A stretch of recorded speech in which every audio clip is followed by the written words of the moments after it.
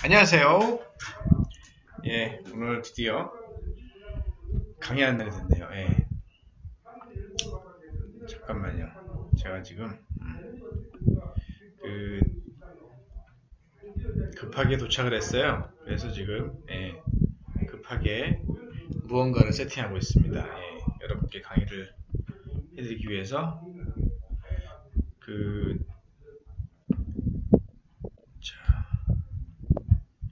자, 했습니다.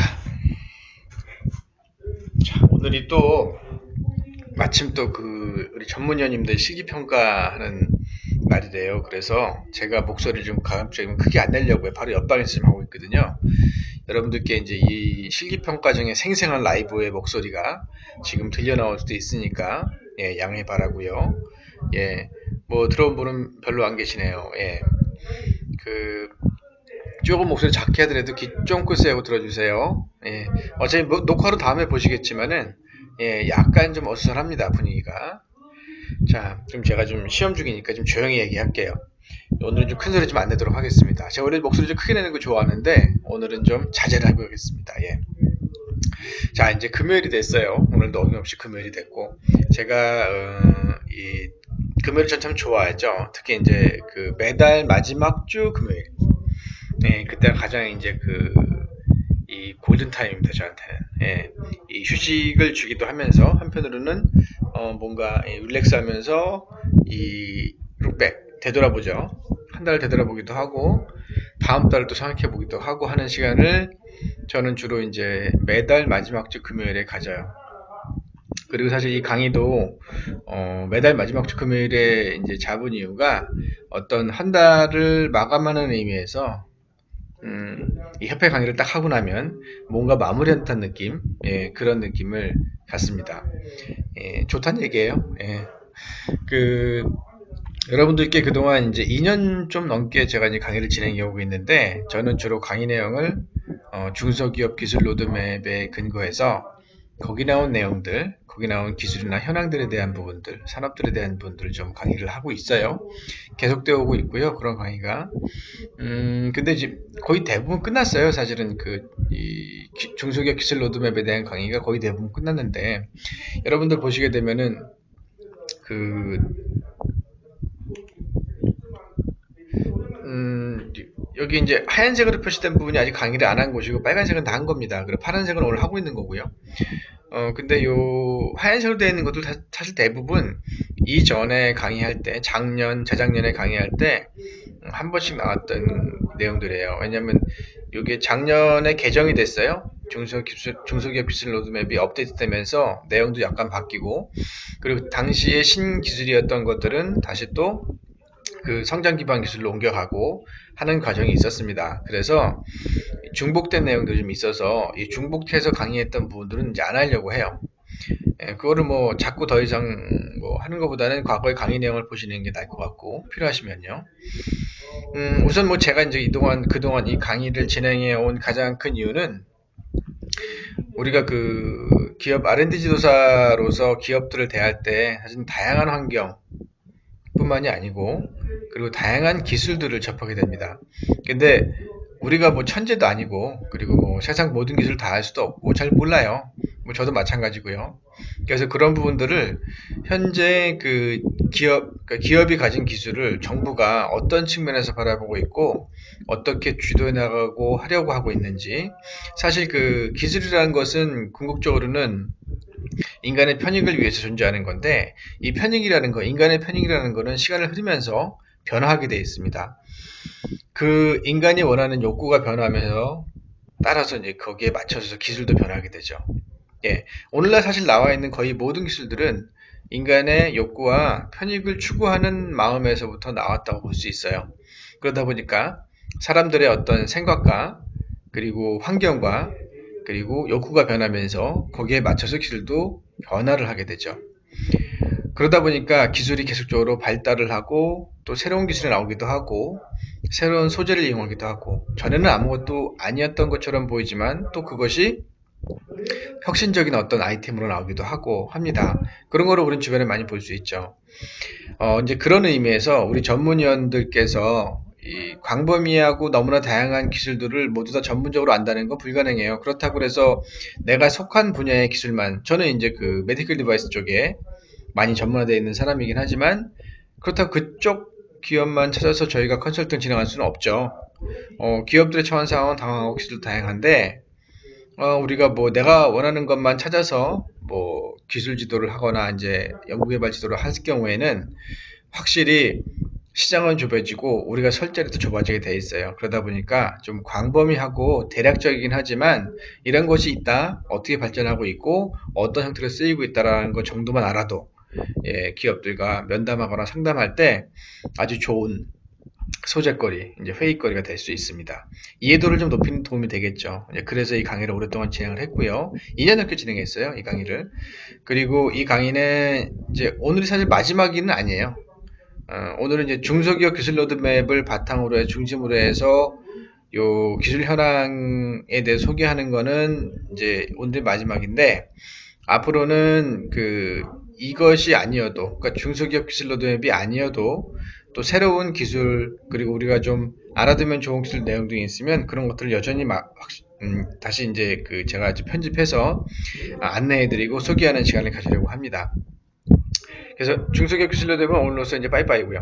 근데 모르겠어요. 지금 내년까지 아마 현재의 기술 로드맵이 유지될 거고 내후년부터는 또 개정된 게 나올 것 같은데 개정된 게 나오면 그 내용을 보고서 좀 새로운 것이 있으면 또 그걸 소개할 수 있겠죠.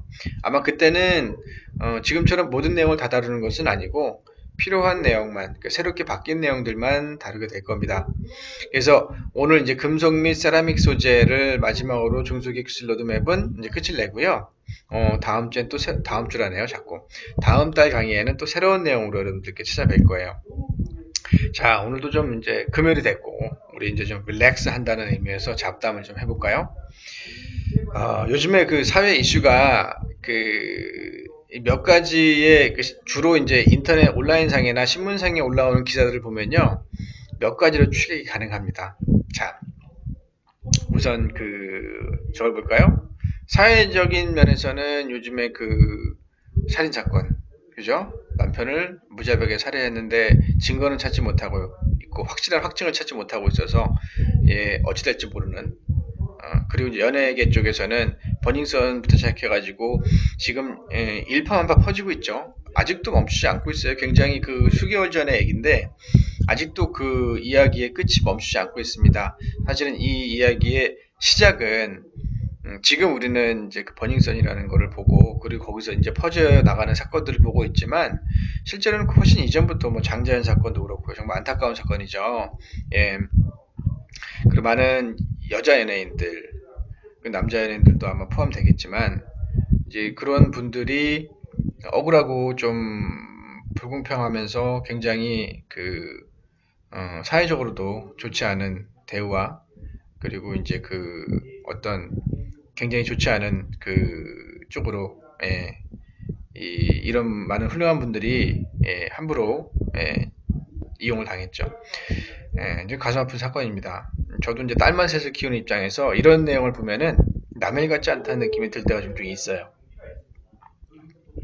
물론 이제 뭐 살인 사건 크고 중요한 일이고 한데 기본적으로 인간의 존엄성이나 그리고 이제 여성에 대한 어떤 아직도 존재하고 있는 차별, 그리고 아직도 여성을 이제 성적 놀이개로 삼아서 뭔가 이제 권력자들이 자기 마음대로 좀 하려고 하는 그런 안 좋은 행위들은 좀 근절됐으면 좋겠는데 사실은 뭐 그대로부터 뭐 이런 형태는 사라지지 않고 있기 때문에 완전히 없어질 수 있을까라는 그런 한편으로는 조금 절망적인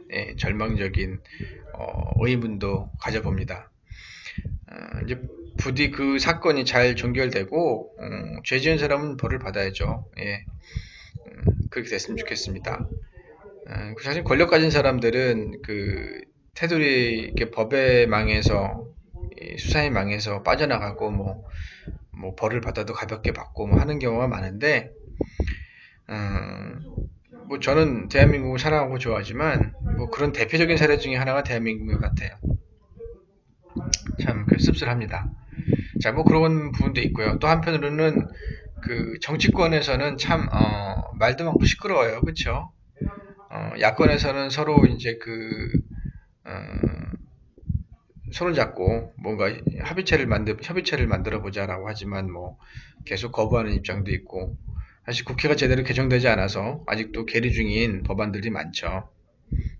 우리한테 영향을 주는 거는 비근한 예로 이제 벤처기업 확인 방법에 관련된 건데, 뭐 잘 된 건지 안 된 건지 모르겠습니다. 근데 벤처기업 확인 방법을 좀 더 강화시키고 어렵게 만들겠다는 취지로 좀 변경하는 안이 올라왔는데 아직도 계류 중이라고 그러더라고요. 확인해 보니까 국회가 제대로 이제 그 개정이 안 되고 지금 법안들이 통과가 안 되니까 이 부분도, 그러니까 그 벤처기업을 확인하는 방법도 아직 확정이 안 됐다 그러더라고요.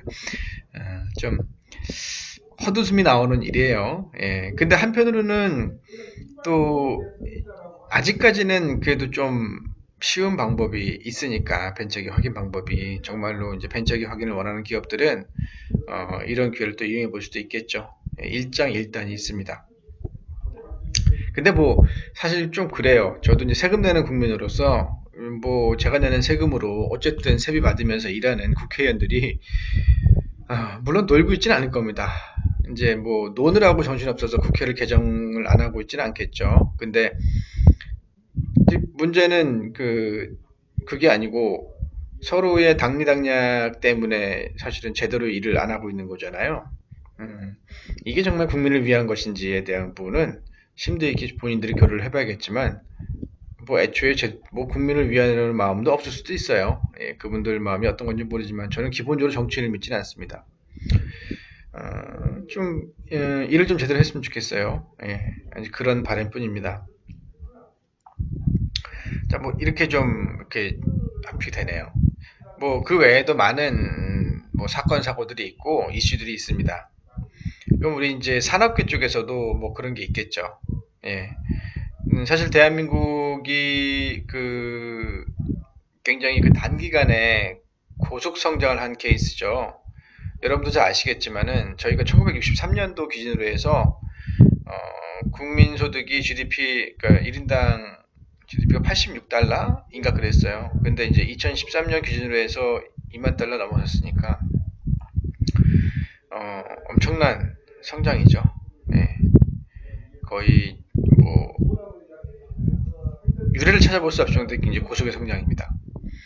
근데 우린 분명히 그 자랑스러운 일이고 굉장히 이제 누구에게 말을 해도 부끄럽지 않은 얘기긴 한데, 이제 그로 인해 나타나는 어떤 부작용도 좀 있습니다. 많은 이제 빈곤 국가들이 한국의 이제 성장 모델을 따라하려고 벤치마킹하려고 한국을 찾기도 하고 연구를 하기도 합니다만, 이거는 뭐 어찌 보면은 환경 문제는 아닌 것 같아요. 왜냐하면 6.25 동란 이후에 대한민국이 세계에서 가장 가난한 나라였거든요. 이제 그런 가난 자원도 없잖아요, 우리는. 뭐 풍부한 자원도 없고, 그리고 그나마 있는 석탄 자원이나 철강이나 이제 이런 광물 자원들 같은 경우에는 당시에는 우리가 뭐 개발할 수 있는 능력도 없었고, 그리고 실제로 그런 자원들은 대부분 다 휴게소 휴전선 이북 쪽에 위치하고 있죠. 사실 이남 쪽에는 그렇게 많지 않습니다. 그러다 보니까 뭐 직접 개발해서 뭘 할 수 있는 환경도 안 되고, 그때만 해도 이제 북한이 우리보다는 훨씬 잘 사는 나라였어요. 심지어는 6.25 때 뭐 에티오피아나 인도네시아에서도 참전할 정도로 가난했으니까요. 그만큼 뒤쳐져 있었죠. 근데 산업도 그만큼 빨리 발전했습니다. 그러면서 세계의 1, 2위를 다투는 그런 기술도 있고요. 여전히 아주 중요한 위치를 차지하고 있는 많은 좋은 것들을 우리가 가지고 있는 게 사실입니다. 근데 불행하게도 남들은 수백 년에 걸쳐서 이루어야 될 것을 우리는 수십 년 만에, 불과 5, 60년 만에 이루어냈지만, 우리나라 기초과학이 되게 약해요. 기초기술이나 아니면 원료나 소재에 대한 기술이 되게 약합니다. 주로 해외의 것들을 들여와서 사용을 하거나 수입에 많이 의존하고 있죠. 그런 부분들을 해소를 해야 되는데, 사실 오늘 강의드릴 이 내용이 금속 및 세라믹 소재라는 부분이 정부가 굉장히 중점적으로 이 성장 전략을 짜고 이 기술 발전을 일으키기 위해서 노력하는 분야입니다. 많은 것들을 우리가 이제 강의를 했고, 뭐 AI, 빅데이터, 5G는 이미 개통해서 우리가 이제 올 초부터 서비스를 받고 있죠. 예, 실제로 아주 그 훌륭한 저 솔루션이라고 하더라고요. 뭐 지능형 센서나 AR, VR도 마찬가지고 많은 이제 기술들이 있지만 사실은 그 모든 기술이 현실화되고 눈앞에 나타나기 위해서는요, 소재 기술이나 원료에 대한 부분이 해결이 되지 않으면 그것도 사실 불가능해요. 근데 우리나라가 약한 게 바로 그 부분이죠. 소재나 원료에 대한 부분이 대부분이 해외 특허에 의존하고 있고요. 우리나라는 사실 그 국제적으로 뭔가를 이끌어갈 수 있는 주도력이 많이 떨어집니다. 세라믹 분야에서만 조금 좀 표준을 제한한다거나 이제 표준을 주도한다는 부분이 좀 있고, 일반 금속 소재 부분에 관련돼서는 굉장히 떨어져 있어요. 그리고 그런 것들을 실제로 가공하는 능력도 우리가 철강 부분만 좀 앞서 있죠. 거의 뭐 세계 4위쯤 되니까 포항제철이. 근데 그 생산량으로 봤을 땐 그렇지만 그 제품의 퀄리티, 그러니까 다양한 제품, 품질도 뭐 나쁜 편은 아니고 좋습니다. 근데 제품의 다양성, 그리고 연구개발 인프라 이런 것들은 많이 약한 게 사실이에요. 그런 것들을 좀 정부 차원에서 성장시키고 발전해 나가서 우리가 주도력을 갖자. 왜냐하면 이제 금속이나 세라믹 소재는 사실은 우리는 그 수천 년의 그 세라믹 개발에 대한 그 기술이 있죠. 뭐 수천 년이라고 하기에는 좀 어폐가 있습니다만 어쨌든 우리는 그 예전부터 이 유기 재료를 이용해서 그 바이올로지 유기가 아닙니다. 예, 뭐 사기 이런 거 말하는 거예요. 유리 제품 이런 거 말하는 겁니다. 그런 재료를 이용해서 흑재료를 이용해서 만들어내는 세라믹 제품들이 이미 많았죠.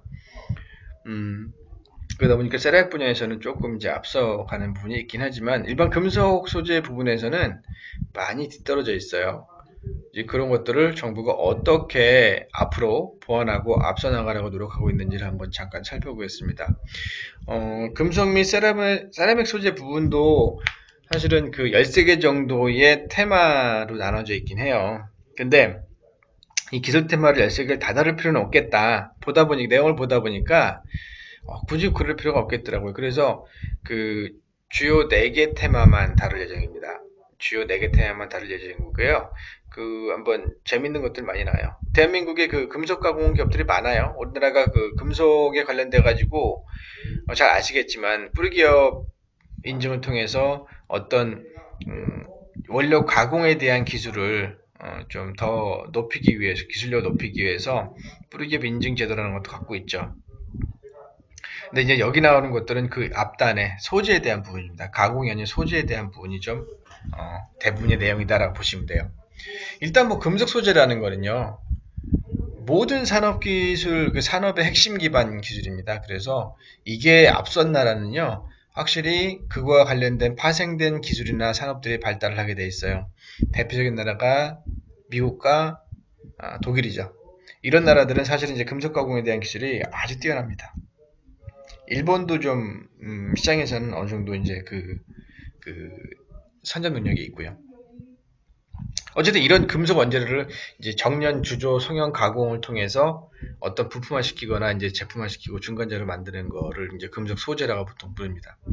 이 금속 소재는 뭐 철강, 경량금속, 비철금속, 분말금속, 희소금속 소재 등등이 있어요. 뭐 이 자세하게 이 내용을 다 다루진 않겠습니다만 뒤에 부분에 가서 좀 중요한 부분을 말씀 좀 드릴게요. 알아두면 좋은 부분입니다. 세라믹 소재 같은 경우에는요, 우리나라가 좀 세라믹 관련된 거는 많이라기보다는 좀 어느 정도 앞서 있어요. 근데 이제 비금속 무기원료를 이용해서 그 어떤 제품을 만드는 걸 말합니다. 우리 한마디로 말하면 흙입니다. 흙을 이용해서 만든다. 예. 근데 뭐 지금은 뭐 반드시 흙이라기보다는 광물질이라고 볼 수 있겠죠. 과거에는 세라믹 소재가 흙으로부터 만들어서 흙을 이제 그 빚어내고 구원해서 잘 말려서 구원해서 유약을 바르고 뭐 이런 걸 통해서 우리가 아주 그 품질 좋은 세라믹 도자기를 많이 만들어냈지만 지금은 광물이라고 보시면 돼요. 세라믹 소재는 광물. 물론 금속 소재도 광물로부터 나오긴 합니다만 금속 소재라는 건 기본적으로 세라믹과는 속성이 좀 다르죠. 세라믹이 가지고 있는 가장 큰 장점이 뭐냐면요. 그 친환경적이면서 생체 친화적인 부분이 있다라는 거예요. 그래서 실제로 그 많은 의료 쪽에서는 이 세라믹 소재, 지리코니아 또 세라믹 소재고요. 이런 재료들을 실제 치료 재료나 어떤 그 대체 재료, 인체의 대체 재료로 사용하기도 합니다. 대표적인 게 이빨, 치아죠. 그리고 이제 뼈의 부분, 관절 부분, 이런 부분들을 이런 세라믹 소재로 대체 나가는 것을 많이 연구 중에 있어요. 아직 그 강도면에서 금속보다 강하지 않기 때문에 임플란트는 아직까지 티타늄 소재를 많이 이제 대부분 씁니다. 거의 뭐 99% 티타늄 소재라고 보시면 돼요. 그렇지만 이제 그거를 지리코니아라고 하는 세라믹 소재로 변경해 나가는 지금 과정에 있어요. 지리코니아가 강도면에서 과거보다 많이 좋아졌는데 아직은 파절의 위험이 있다 보니까, 왜냐면 인체에 적용하는데 파절되면 큰일 나잖아요. 그래서 이제 그런 것들은 좀 더 이제 그 성능을 개선하는 그런 연구가 필요하겠죠. 보면 이제 세라믹 소재가 가지고 있는 장점 중에 하나가 또 뭐냐면은 도체 반도체의 역할도 한다는 얘기예요. 이게 돌인데 전기가 통해요. 어떤 건 전기가 반만 통해요. 내가 100V 보내면 반대편에서 50V가 나옵니다. 예, 뭐 그런 소재도 만들 수 있어요. 그래서 광전자 세라믹 소재나 기계구조 세라믹 소재, 광전자 세라믹 소재는 투광성이 있어가지고 빛을 발현할 수 있는 세라믹 소재도 만들 수 있죠. 그래서 세라믹 소재는 사실은 앞으로 우리가 어떻게 개발을 하고 어떤 분야에 적용해서 기술 개발하냐에 따라서 많은 발전 가능성이 있다고 볼 수 있어요. 그 에너지 환경 세라믹이나 바이오 세라믹이나 융복학 세라믹 등등. 그 세라믹 소재를 이용한 센서 개발도 진행하고 있죠. 이제 중요한 거는 이제 국내에서는 정책적으로 어떻게 이들을 지원을 하고 있는가에 대한 부분이에요. 사실은 이제 금속 소재나 세라믹 소재가 어느 정도 이제 뭐 기초적인 부분, 아주 기초적인 부분은 그렇지 않겠지만 다분히 기술 집약적이면서도 자본 집약적인 부분이 좀 있어요. 기존에 우리가 많이 이제 일반화된 방식의 어떤 그런 방식을 탈피해서 새로운 방식의 실험이나 새로운 소재를 개발하기 위한 방법들은 뭐 어떻게 보면은 세상에 없던 것을 만들어야 되는 경우가 생길 수 있죠. 그럼 당연히 기술이나 자본이 많이 들어갈 수밖에 없습니다. 그래서 정부에서도 아주 대규모의 자본을 투자하기 위해서 준비를 해왔고 지금도 진행 중에 있습니다. 산자부 같은 경우에는 그 희소금속, 금속 소재를 이용한 희소금속을 개발하는데 좀 주력을 두고 있어요. 그래서 현재 나와 있는 내용을 보면 2025년까지 글로벌 시장을 선점한 시장 성도형 200대 소재 부품을 개발을 하겠다 라는 부분이 있고요. 그리고 2021년까지는 세계 5대 티타늄 산업 강국으로 도약할 수 있도록 포스코와 두산중공업과 함께 기술 개발을 하겠다. 티타늄 소재도 굉장히 그 좋은 소재죠. 티타늄 소재가 가진 장점 중에 하나는 인체에, 생체에 친화적이라는 겁니다. 인체에 심겨지거나 인체에 이식됐을 때 어떤 부차적인 문제, 이게 foreign body reaction이라고 하는 그게 있어요. 의료 쪽에서는 이게 뭐냐면은 그 이물질이 인체에 들어갔을 때 거기에 일어나는 염증 반응입니다. 이제 이게 인체에 문제가 없는 세라믹 소재 같은 경우 마찬가지고요. 그리고 이제 금속 소재 중에서도 티타늄 소재 같은 경우에는 타이타늄이라고 부르기도 하고 티타늄이라고 부르기도 합니다. 이 소재 같은 경우에는 이물 반응이 거의 없습니다. 그래서 생체 친화적이라고 부르죠. 그러니까 인체에 해를 거의 주지 않는다는 거예요. 그리고 시간이 지나도 여기서 나오는 어떤 화학물질이나 변형물질들이 인체에 해를 주는 물질들이 없다라는 거예요. 그래서 티타늄 소재는 앞으로 의료용으로 쓰일 수 있는 굉장히 중요한 소재 중에 하나입니다. 그리고 이제 금속 소재 개발을 통해서 제적 혁신 3.0 전략 실행 대책으로서 비철 금속을 포함한 고부가 가치 핵심 기술을 선정해서 집중 육성하겠다. 그런 기술을 가진 기업들은 선정해서 더 많은 투자를 하겠다는 얘기예요. 이게 대기업에 국한된 얘기가 아니고 중소기업도 포함됩니다. 중견기업도 포함이 되고요. 그 지능형 소재라는 게 있어요. 지능형 소재라는 게 뭐냐면은 물론 여러 가지 재료를 이용해서 우리가 그 지능형 소재를 만드는 방법이 있겠습니다만 기본적으로 지능형 소재의 역할은 뭐냐면 온도, 습도, 전기, 전자적인 충격에 의해서 이 물성이 변하거나 형태가 변하거나 어떤 작동을 하게 되는 소재입니다. 이제 그런 걸 보통 진행형 소재라고 불러요. 보통 센서 소재로 쓰이기도 하고요. 그쵸? 그리고 이제 그 진행형 소재 중에 대표적인 게 하나가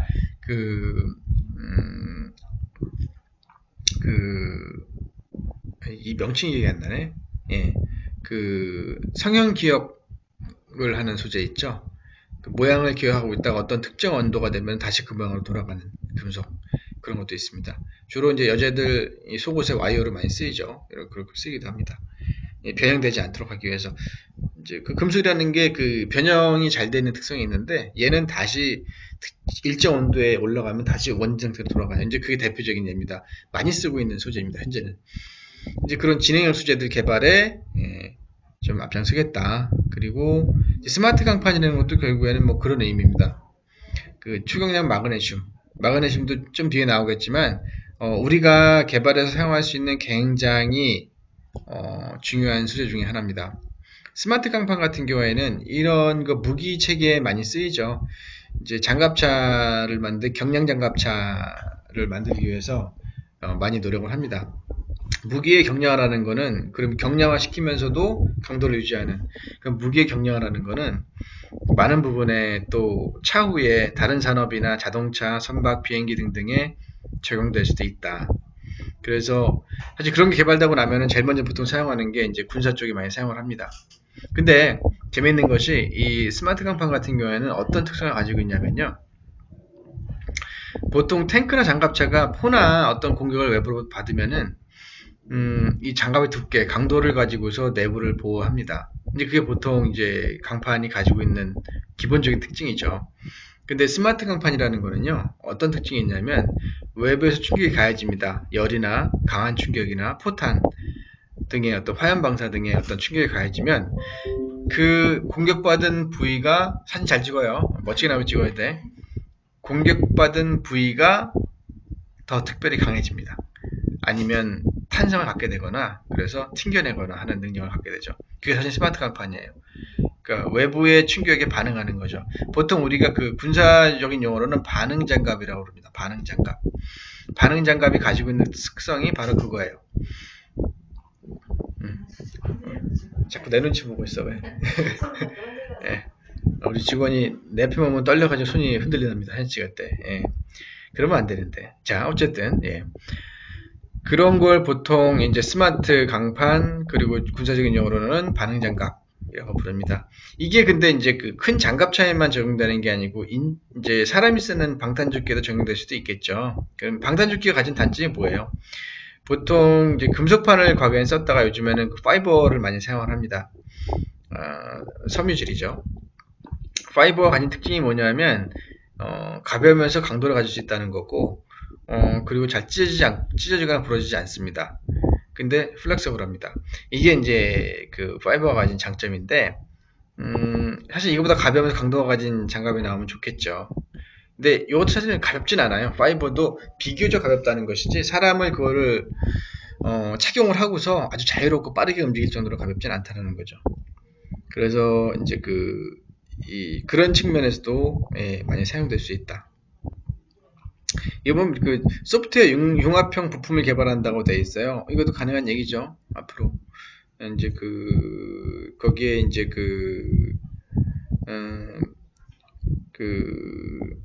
이제 POC 개념의 이제 프로그램 오브 더 칩이죠. 그런 어떤 센서나 소재들을 이제 삽입시켜 가지고 이제 외부와 통신을 할 수 있게 만들 수 있겠고, 그쵸? 예. 그런 건 뭐 제가 볼 때는 충분히 가능하다 봅니다. 지금도 이제 그런 걸 할 수 있는 기술은 있으나 상용화의 문제인 거죠.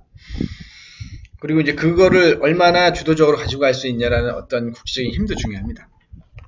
세라믹 소재는 우리나라가 그 표준에 관련돼서는 그래도 많이 주도를 하고 있어요. 이제 자료를 찾다 보니까 그 한국이 제안한 세라믹 분말 벌크 밀도나 충진성, 건조 손실, 유동성에 대해서 등에 대해서는 우리나라가 제안한 것이 국제 표준으로 선정됐다고 하더라고요. 국제 표준 선정이라는 게 뭘 의미하는지 혹시 아십니까? 예, 우리 전문위원들께서 다 아실 거예요. 국제 표준에 우리의 기술이 들어갔다는 얘기는 우리가 그 기술에 대한 주도권이 있다는 것이고요. 그 기술을 배우기 위해서 기술을 수입하려는 곳들이 많아진다는 얘기입니다. 1차적으로는 그 기술을 이용해서 만든 제품들의 수출이 먼저 이루어지겠죠. 그리고 2차적으로는 그 기술을 배우고 싶어서 로열티를 내거나 아니면 어떤 수업료를 내고서 그 기술을 가져가려고 하는 국가들이 많이 있겠죠. 이제 그게 하나의 시장의 기술 주도력이 주는 효과입니다. 그런 거를 만들어낼 수 있다는 거예요. 그 세라믹 관련된 거는 우리가 조금 나은 편입니다. 그리고 이제 10대 핵심 소재라는 거를 선정을 했어요. 이제 10대 핵심 소재라는 건 뭐냐면 제가 자료를 따로 찾아봤는데 보니까 이제 친환경 스마트 표면 처리 강판, 수성기형 추경량 마그네슘, 뭐 에너지 절감 변환용 다기능성 나노복합 소재, 뭐 다기능성 고분자 멤브레인 소재나 플렉서블 디스플레이용 플라스틱 기판 소재, 그리고 고에너지 이체전지용 전극 소재, 바이오메디컬 소재, 초고순도 SiC 소재, SiC 시스템 인더 칩 얘기하는 겁니다. 그 LED용 사파이어 단결정 소재, 탄소 저감형 캐논계 프리미엄 섬유 소재 등등등을 얘기합니다. 예, 이게 제가 보기엔 되게 연구 많이 한 것 같아요. 앞으로 미래의 산업뿐만이 아니고 생활 주변에서 기본적인 소재로 시장을 주름잡을 굉장히 중요한 핵심 소재들이라고 저도 판단합니다. 이런 거에 대해서 집중적인 투자를 하고 기술 발전을 시키겠다는 내용이에요. 그리고 이제 소재 개발 및 개발된 소재의 사업화 촉진을 하겠다. 사실은 우리나라가 약한 부분 중에 또 하나가 이거죠. 어떤 특정 기술을 개발해서 그 기술에 대한 주도를 가졌음에도 불구하고 상용화시키는 과정에 실패하는 경우가 많아요. 사실 그 소재 개발에 대한 부분은 다분히 기술적이면서 기초과학적인 부분이 있는데요. 상용화시키는 부분은 어찌 보면 상상력의 문제예요. 우리나라가 굉장히 고용률이 높고 사실은 전후 이후에 교육열 때문에 우리나라는 이만큼 이제 그 자리매김을 해왔어요. 교육열이 없었으면요, 할 수 없었습니다. 근데 어떻게든 내 후손에게만큼은 비참한 삶을 물려주지 않겠다라는 그런 일념 하나로 밥은 굶어도 교육은 시켰죠, 아이들을. 부모가 굶어도 아이들 교육은 시켰고 교복은 살폈고 학용품을 사줬습니다. 그게 이제 대한민국이죠. 근데 정말 훌륭하게 교육받고 이 나라를 굉장히 훌륭하게 잘 이끌어 주셨어요. 우리의 이제 아버지, 어머니, 할아버지, 할머니께서. 근데 이제 하나의 조금 극복되지 않았던 점은 상상력을 키우는 교육을 많이 못했다라는 거죠. 근데 당시에는 그런 곳에 투자할 만한 재원이 사실 없었어요. 저는 우리나라 교육 체계에 대한 단점도 좀 말을 하지만 한편으로는 우리나라 교육 체계가 어쨌든 간에 수십 년 동안 나라 발전의 기틀이 된 건 사실이에요. 그거는 부정할 수는 없죠. 근데 변화가 필요한 시기에서는 과감하게 변화를 해야 되는데, 이제 그 변화를 함부로 이제 이루지 못하고 기존의 것을 버리지 못하는, 소위 말하는 그 기존의 세력들, 예, 그런 분들 때문에 사실은 좀 변환이 어려운 부분이 있긴 합니다만. 사실은 이 상용화의 문제에 대해서는 다분히 상상력에 대한 부분이 좀 필요합니다. 이제 그게 좀 약하죠. 근데 지금 뭐 저도 이제 아이들이 중학교 다니고 있는데 요즘에 아이들이나 또 이제 신입사원들로 들어오는 분들, 요즘에 30대, 20, 30대 분들을 보면은 굉장히 열린 머리를 갖고 있더라고요. 그분들한테는 많은 것을 기대할 수 있을 것 같아요. 뭐 이렇게 보는 분들도 있어요. 기성세대. 저도 이제 뭐 곧 50이 됩니다만. 기성세대, 또 우리 아버지 세대, 우리 형님 세대, 이런 분들이 보는 시각에서는 참, 풀렸다. 요즘에 20, 30대 혹은 10대들을 보고 풀렸다라고 말씀하시고, 그 어떤 기준도 없이 굉장히 무분별한 생활을 한다. 그런 부분도 분명히 있긴 합니다. 있긴 합니다만, 근데 한편으로 볼 때 저는 또 다르게 또 봐요.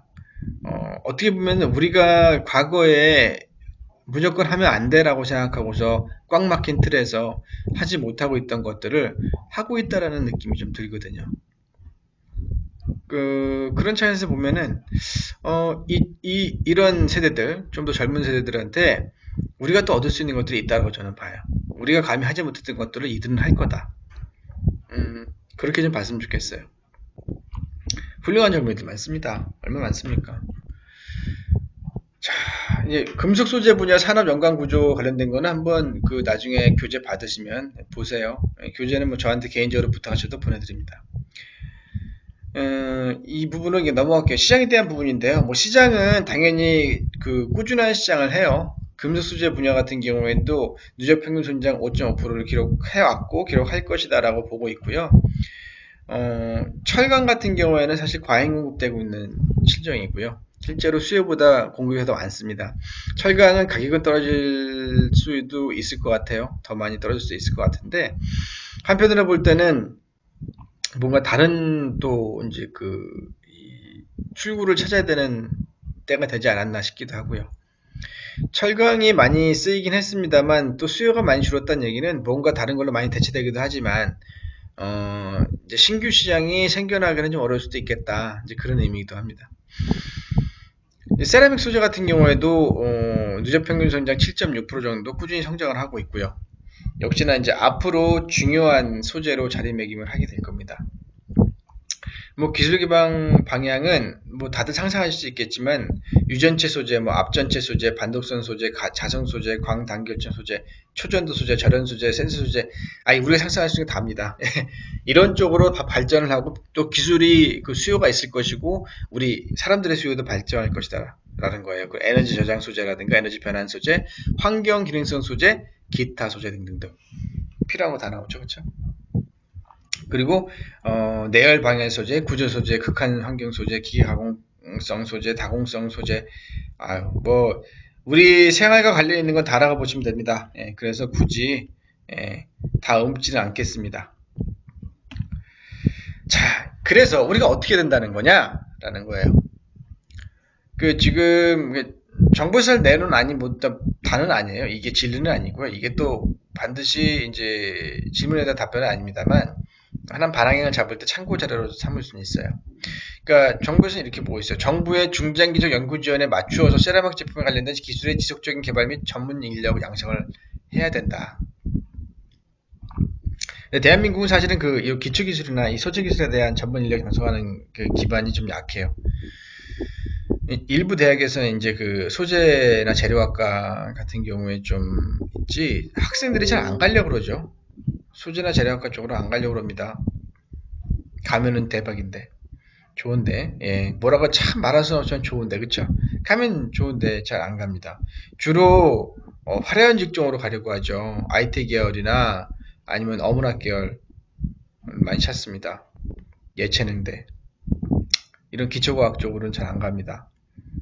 이거는 사실은 학생들 잘못은 아니에요.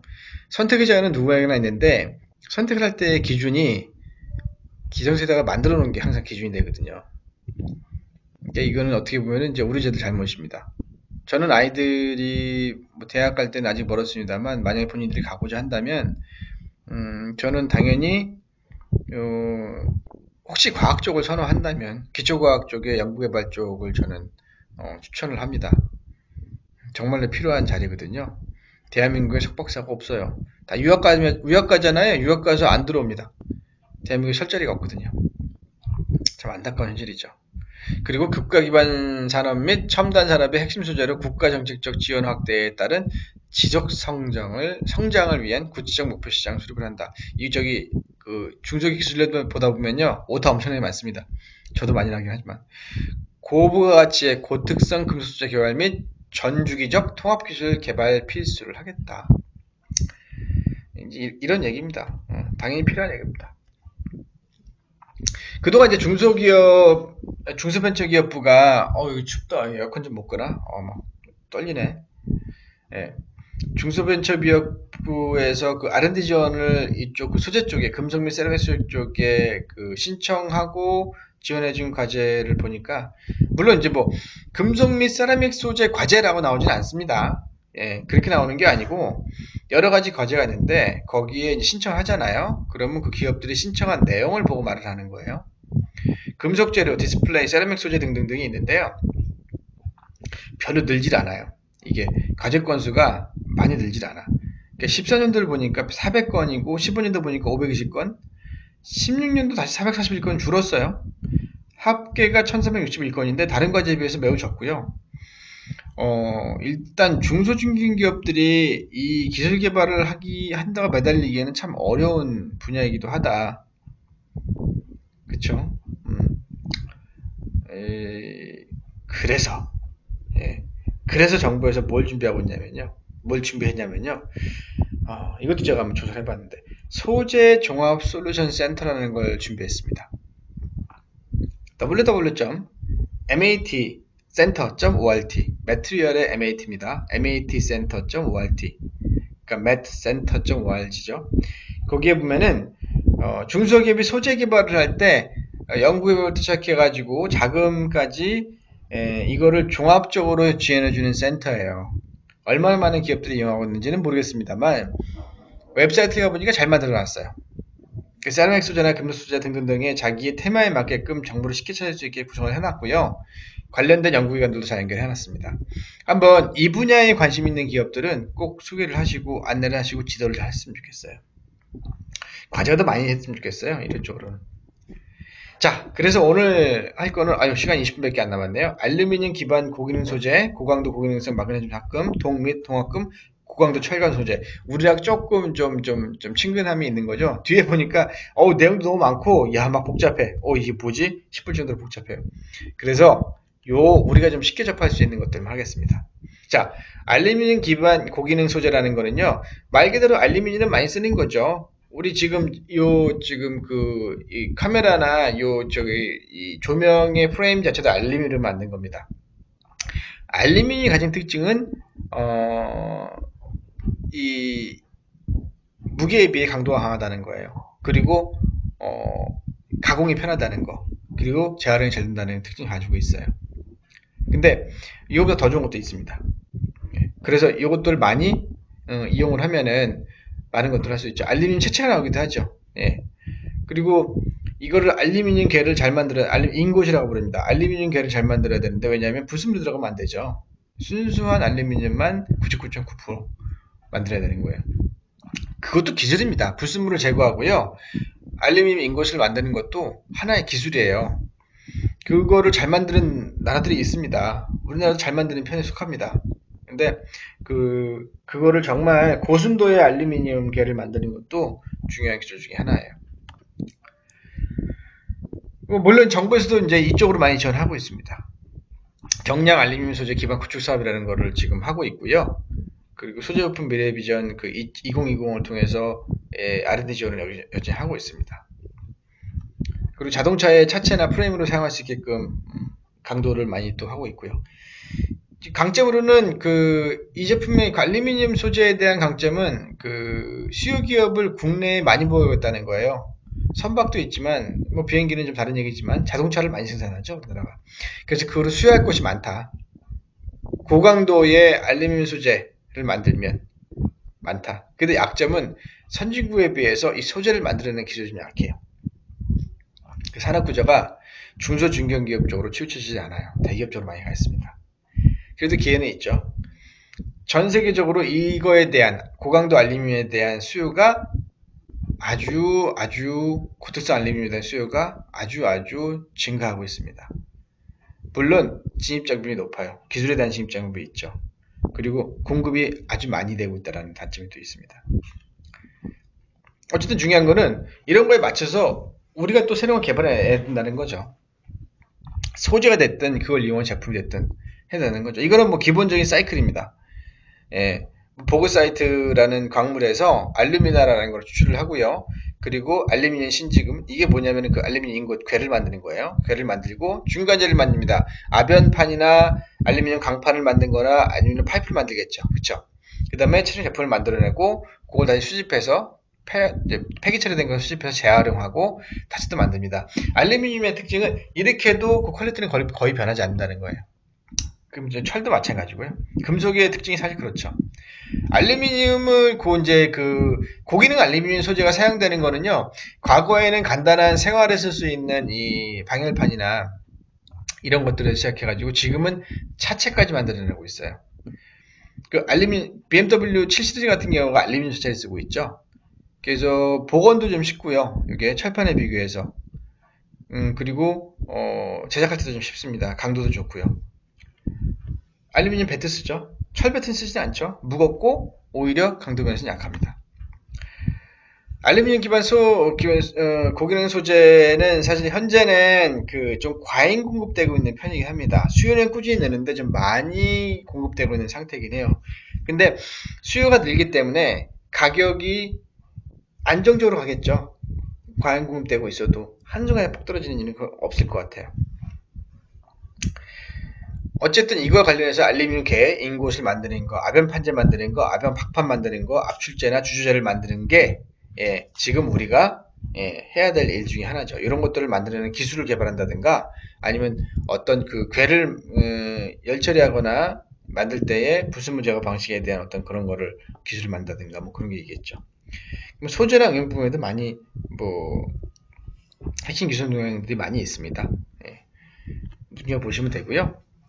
기업들도 많이 이제 있어요. 이제 이건 뭐냐면은 주요 이제 연구 인력 현황인데 보면은 한국생산기술연구원이라는 곳이 이제 그것과 출연연입니다. 연구원에 있고요. 여기에 보면 융합공정 소재부품, 동력부품 소재 그룹, 그리고 희소금속 산업, 에너지 플랜트 그룹, 성형기술, 극한가공기술 그룹 등등이 있어서 이곳에서 이런 기술들을 연구하고 있습니다. 중소기업 지원도 하고 있어요. 또 하나는 또 그 외 연구기관이나 인원 같은 경우에는 이제 재단법인 포항산업과학연구원, 금속에 관련해서는 포항이 우리나라에서 가장 크죠. 그리고 한국생산기술연구원 등에서 역시 마찬가지로 이런 것에 대한 요소 기술을 가지고 있습니다. 고강도 고기능성 마그네슘 합금을 볼게요. 마그네슘은 이용되어 온 지는 굉장히 오래됐습니다. 사실 알루미늄 소재를 만들 때요. 알루미늄 인곳을 만들고 나서 제품을 만들 때 마그네슘이 사실은 거기에 그 기본 소재로 들어가 줘요.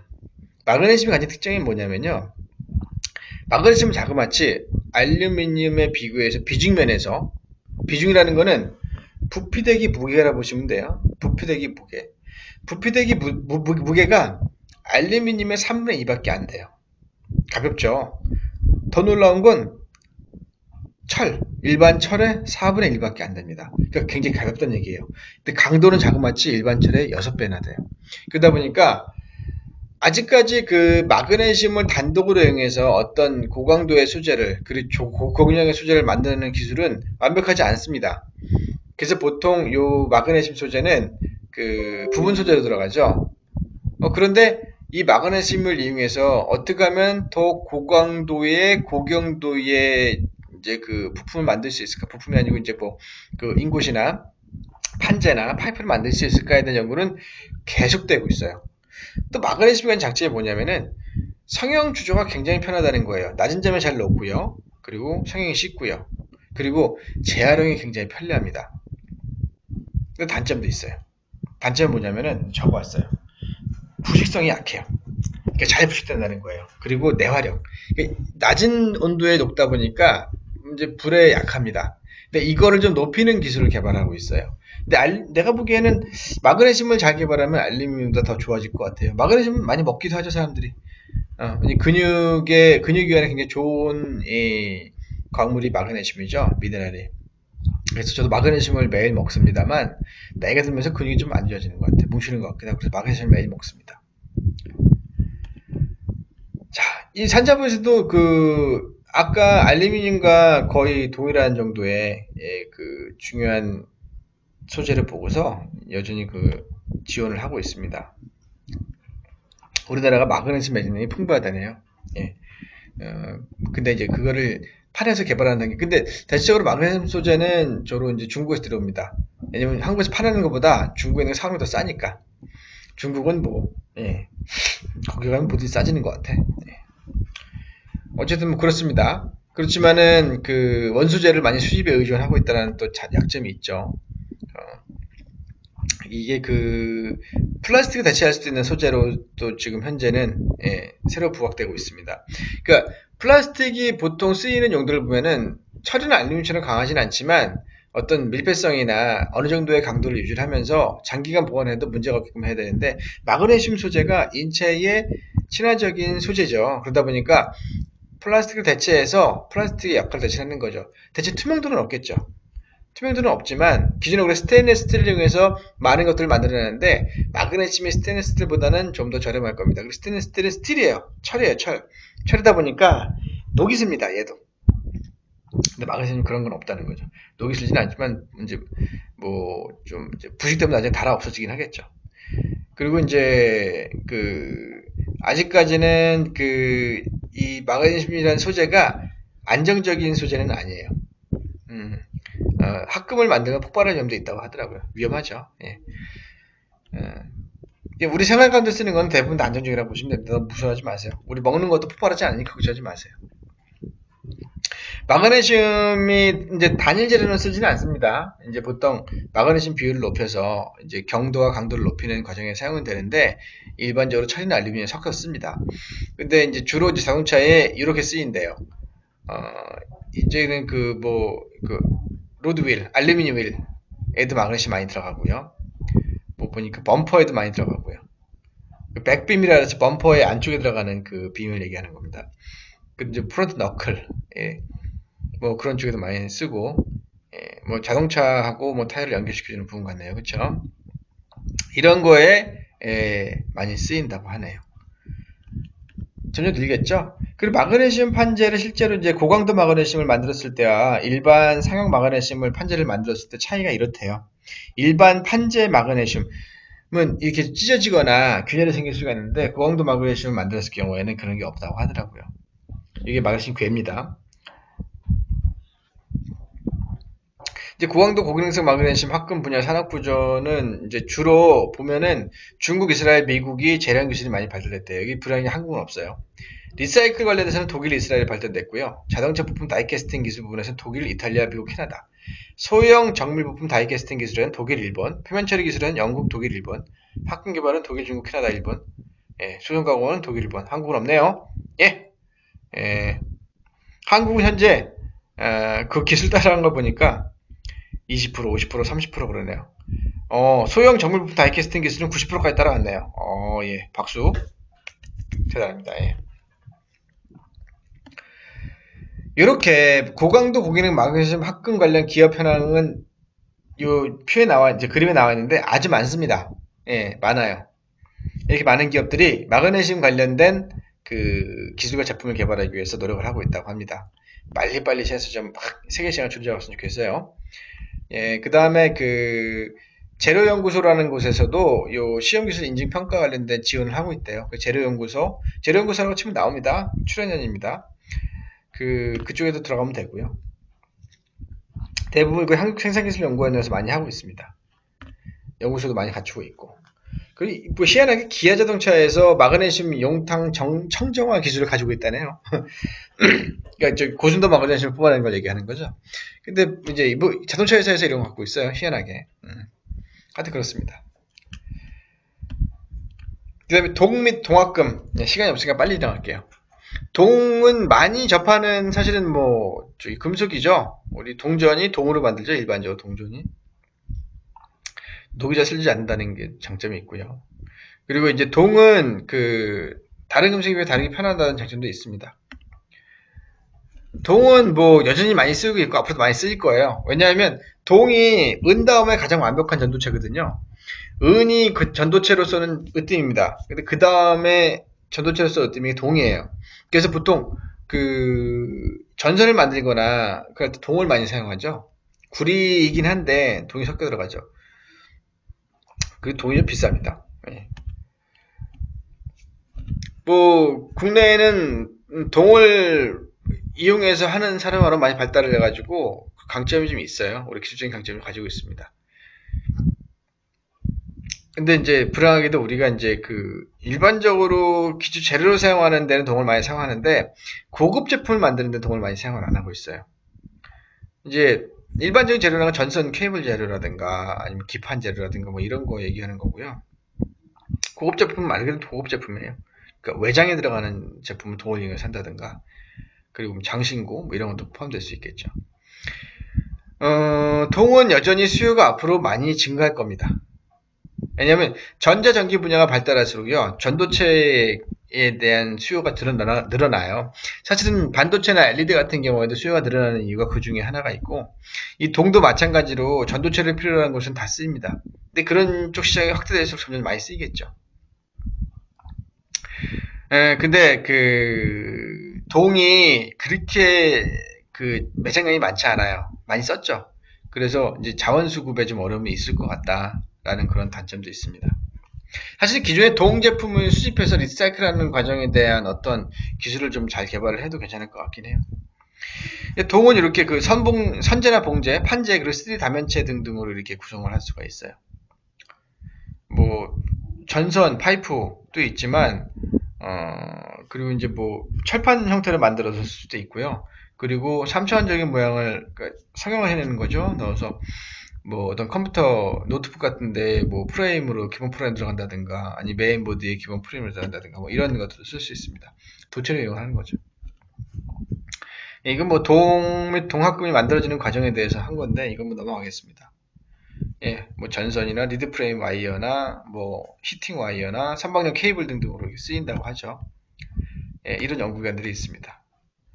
고강도 철강 소재는 재밌는 부분인데 철강 소재는 우리나라가 많이 앞섰다기보다는 세계 시장에서 뒤떨어지지는 않습니다. 그 철강을 그 재련하고 그리고 이제 그로 인해서 만들어내는 제품들을 가지고 예, 세계 시장에 많이 나가고 있죠. 판재나 강재 같은 거 많이 쓰이죠. 그래서 뭐 이거에 대해서는 철강 수요는 꾸준히 늘긴 하지만 문제는 너무 많이 공급되고 있다는 거예요. 왜냐면 철이 많이 쓰이던 시대가 한참 오랫동안 지속됐죠. 그러다 보니까 철강을 만들어내려고 하는 나라나 기업들이 많았어요. 그래서 철강을 재련하고 만들어내는 기업들이 많이 생기면서 공급이 급증을 했는데 중요한 거는 철을 대체할 수 있는 것도 자꾸 나온단 말이죠. PVC 소재라든가 시리가 혼자 작동했네요. PVC 소재라든가 아까 말씀드린 것 같은 알루미늄, 마그네슘 소재라든가 플라스틱 소재 같은 것들이 철을 대체해서 자꾸 쓰입니다. 그러다 보니까 수요는 조금 줄어드는데 공급은 과잉되고 있다. 가격은 떨어질 수 있겠지만 중요한 거는 부가가치를 그만큼 일으킬 수 있는 제품을 만들면 됩니다. 그게 바로 여기 보면 고강도 철강 소재 중에서 기가스틸이라는 거를 포스트니까 이제 포항제철에서 만들어냈죠. 강도가 일반 알루미늄보다 3배가 더 강합니다. 근데 무겁긴 하겠죠, 여전히. 이게 무엇을 의미하냐면은 알루미늄이 가진 특징이 고강도의 경량이기 때문에 철을 많이 대체를 했는데 이놈은 알루미늄보다 더 강해. 그러니까 어떻겠어요? 당연히 인기가 좋겠죠. 앞으로 이제 이런 쪽 재료들에 대한 수요가 늘고 개발도 많이 될 겁니다. 이미 사용되고 있어요. 자동차 차체 프레임이나 이런 것들에 많이 사용되고 있고요. 주로 보호를 하기 위한 거나 마모가신한 부분에 좀 많이 쓰이고 있다고 합니다. 자, 여기까지 이제 오늘 강의를 딱 다 하시네요. 마치고요. 제가 말씀드린 대로 다음들부터는 중소기업 기술 로드맵 강의는 이제 멈추고요. 또 다른 새로운 기술에 대한 분야에 대한 강의를 앞으로 이제 종종 할 건데 100% 그거만 하지 않고 여러분들 전문위원님들의 실제 이제 그 지도 활동에 도움이 될 수 있게끔 하기 위해서 다음 달에는 7월 18일 좀 날짜가 다르죠. 기업종가는 목요일입니다. 금요일도 다 선점을 해버렸어. 이 선점이 중요해요. 그래서 목요일 오후 4시에 사업계획서 작성 요령에 대해서 강의를 하겠습니다. 예, 이걸 보는 분들이 뭐 없기 때문에 내가 이 강의를 하는지 안 하는지 모르겠지만, 우리 채팅방에 올리죠. 올릴 때, 마동위원이 사업계획 작성 요령 강의를 한대, 라는 거 보시는 분들은 많이 여기 계셨죠. 와서 꼭 보세요. 예. 아주 알차게 준비할 겁니다. 예. 그러면, 금요일 마무리 잘 하시고요. 제가 오늘 저녁 약속이 있어요. 아주 중요한 저녁 약속이 있어가지고 저녁 약속으로 휙 하고 달려갈 겁니다. 예, 오늘 되게 맛있는 회를 먹기로 했거든요. 회를 먹으러 갈 겁니다. 예. 근데 차가서 술을 못 마시겠네. 어쨌든 예, 금요일 잘 보내시고요. 6월 마무리 잘 하시고요. 또 아주 희망차고 새롭고 아름다운 7월을 맞이하시길 바랍니다. 여러분 물러가겠습니다. 바이.